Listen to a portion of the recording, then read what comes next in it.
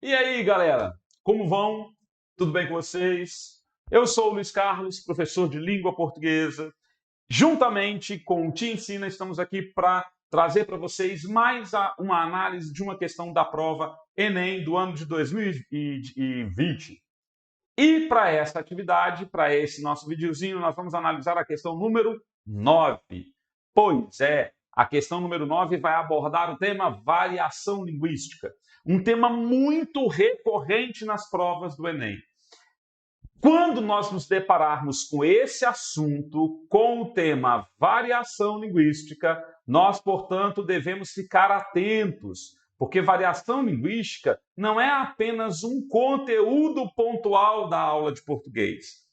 É um conteúdo que deve ser transversal ao ensino e ao estudo da língua.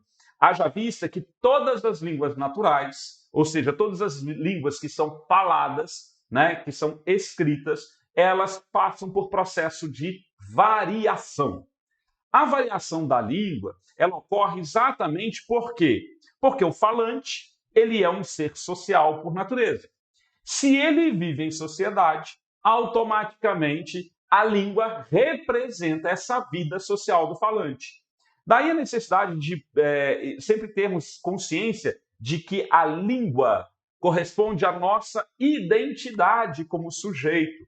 O mineiro se identifica mineiro porque ele fala mineirês. O paulista se identifica como paulista porque ele fala o paulistano. O pernambucano se identifica em seu estado por causa de sua variedade linguística. Nós temos, portanto, os dialetos, que correspondem a formas de falar e de escrever típicas e próprias de cada região. A língua, ela se manifesta por meio de variações, e essas variações são identificadas, por exemplo, tendo em vista o nível socioeconômico do sujeito falante, tendo em vista o local de onde o sujeito é, a sua origem, o ambiente de trabalho do sujeito. A língua muda e se caracteriza pela época, pela história. Então, a maneira como eu utilizo a língua portuguesa é diferente da forma como os meus avós usavam a língua portuguesa. Então, a língua, ela vai se manifestando de diversas formas. E aí a gente precisa deixar algo bem claro. De um lado, a gente tem a norma padrão, ou seja, as regras da gramática. Aquelas regrinhas que nós vamos estudando na escola, que são aquelas tessituras, aquelas construções da linguagem que são utilizadas em situações muito formais, para escrever um relatório, para elaborar um ofício, para construir uma questão de prova. Nós utilizamos variedades mais cultas, no caso, a norma padrão da língua. De um lado, então, a gente tem a norma padrão, as regras da gramática. E de outro, nós temos as variedades. Então, vejam, são dois aspectos que se diferem na língua. A norma padrão, as regras gramaticais e as variedades de uso da língua. Dentre essas variedades, por exemplo, no português do Brasil, identificamos a variedade urbana, aquelas formas de falar da língua empregadas nas médias e grandes cidades, as variedades rurais, que são aquelas formas de uso da língua nos campos, nas comunidades rurais, na roça, nas fazendas e sítios. E nós temos a variedade urbana, que é a confluência da variedade rural com a variedade urbana. Por exemplo, o mineiro. Pô, véi, reda isso. Quando o sujeito utiliza essa frase, ele emprega a expressão pô, véi. Esse pô, véi refere-se exatamente a uma variedade urbana. E a reda isso é uma variedade tipicamente rural, das Minas Gerais. A mistura dessas variedades nós chamamos de variedade urbana. É preciso, então, nós pensarmos na origem das palavras, em como elas constituem o sujeito falante, quais são os significados que são dados a elas e em que situações elas são utilizadas sem promovermos preconceito. Porque, na verdade, não existe erro em língua. O que existe são formas diferentes de usar o nosso idioma. E o texto vai trazer exatamente esse tipo de referência. Vamos a ele. É possível afirmar que muitas expressões idiomáticas, transmitidas pela cultura regional, possuem autores autônomos. No entanto, algumas delas surgiram em consequência de contextos históricos bem curiosos. Aquele é um cabra da peste é um bom exemplo dessas construções. Para compreender essa expressão tão repetida no Nordeste brasileiro, faz-se necessário voltar o olhar para o século XVI. Cabra remete à forma com que os navegadores portugueses chamavam os índios.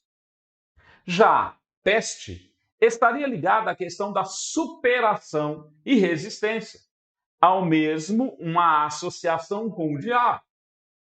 Assim, com o passar dos anos, passou-se a utilizar tal expressão para denominar qualquer indivíduo que se mostre corajoso ou mesmo insolente, já que a expressão pode ter caráter positivo ou negativo.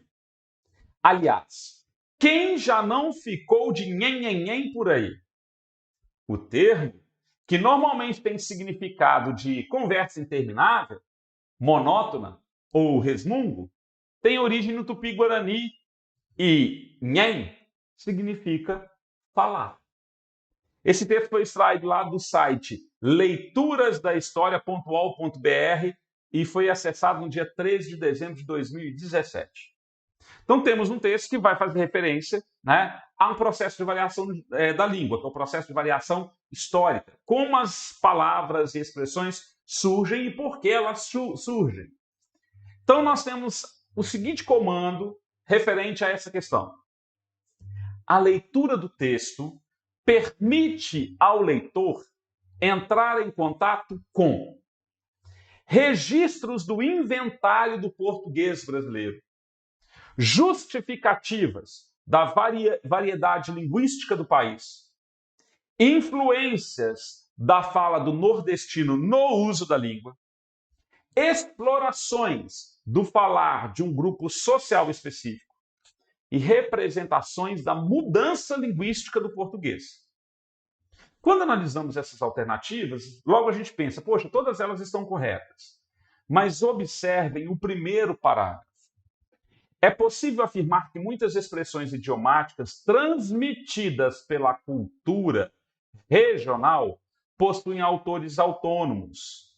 No entanto, algumas dessas expressões surgiram em consequência de contextos históricos bem curiosos. Aquele cabra da peste é um bom exemplo dessas construções. O primeiro parágrafo do texto permite já dar uma possível resposta para a nossa questão. O primeiro parágrafo sinaliza a origem, a análise, a identificação de várias expressões idiomáticas, palavras e expressões que usamos no nosso cotidiano em várias regiões do Brasil, e não apenas em uma região.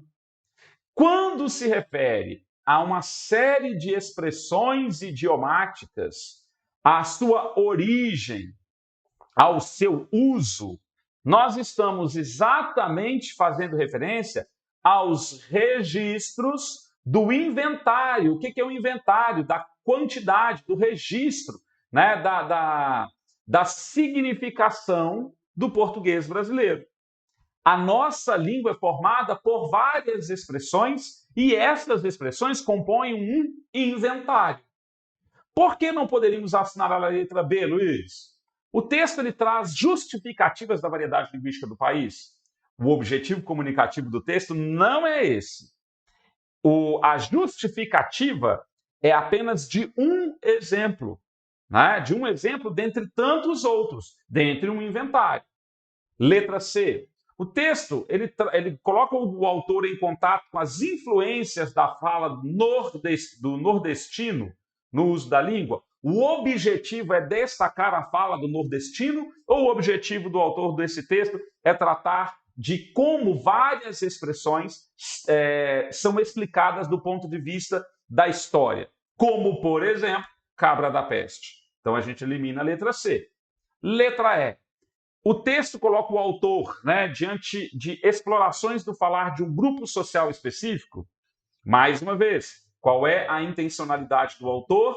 Mostrar que várias expressões idiomáticas têm caráter e explicação histórica. Então eu elimino também a letra D. E letra E. O texto nos coloca em contato com representações da mudança linguística do português. Existe aí um processo de mudança linguística?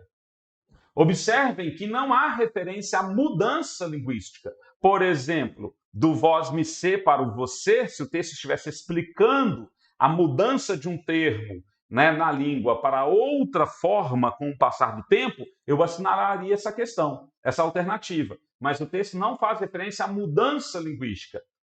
O texto simplesmente nos aponta explicações sobre expressões idiomáticas que fazem parte da nossa linguagem e que, por isso, compõem um inventário, um grande conjunto de palavras e expressões que são específicos da língua portuguesa no Brasil.